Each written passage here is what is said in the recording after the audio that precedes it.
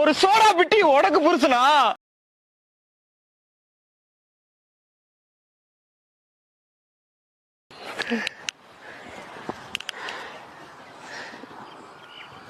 பார்த்தா உனக்கு அக்கலா தெரியுதா?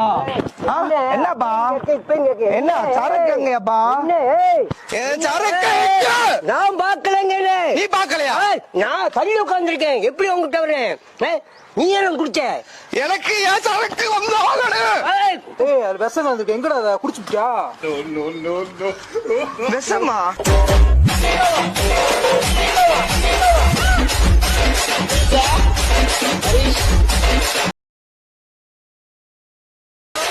மாப்பிள தெய்வமா வந்துட்டடா மாப்பிள.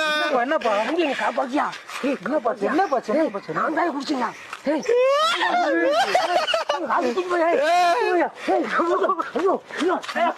இந்த வீடியோ வந்து நம்ம வந்து காமெடியாக பார்த்துட்ருக்கோம் இது. ஆனால் இந்த வீடியோவில் வந்து ஒரு சீரியஸ்னஸ் இருக்குது. அது என்னன்னு தெரியுமா?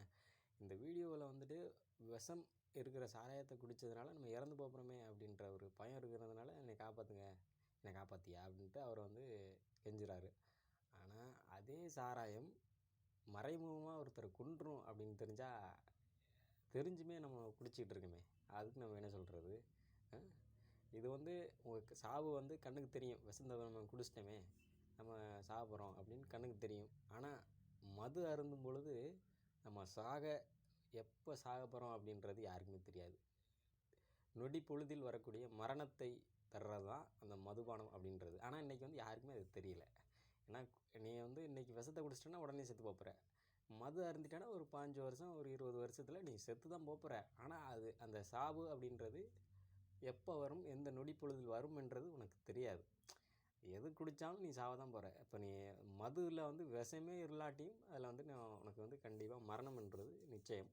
அப்போ வந்து நான் மது குடித்தாலும் சரி, அதில் விஷம் இருந்து குடித்தாலும் என்ன, என்றைக்காவது ஒரு நாள் சாப்பிட்றோம். அது இப்போ செத்தா என்ன அப்படின்றது, விஷம் என்பது கண்ணுக்கு தெரியும் போது அது நம்ம சாப்பிட்றோம் அப்படின்றது ஒரு பயம் ஏற்படுது.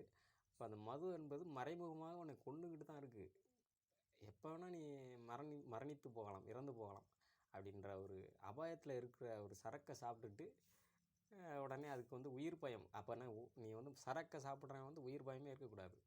நம்ம வந்து சரக்கு சாப்பிட்றோம், நம்ம எப்போ வேணால் சாக போகிறோம் அப்படின்ற மனசில் வச்சுட்டு சாப்பிட்ணும். திடீர்னு செத்து போகணும் அப்படின்ட்டு யாராவது ஒரு டாக்டரோ இல்லை ஒரு அட்வைஸோ பண்ணிட்டா உங்களுக்கு ஏன் அந்த பயம் ஏற்படுது? அது தெரிஞ்சே தானே நீங்கள் அதை சாப்பிட்றீங்க. அப்போ உங்களுக்கு அந்த அறிவுன்றது இல்லையா? இப்போ விஷத்துக்கு ஒரு மரியாதை, மதுவுக்கு ஒரு மரியாதைனா என்ன ஒரு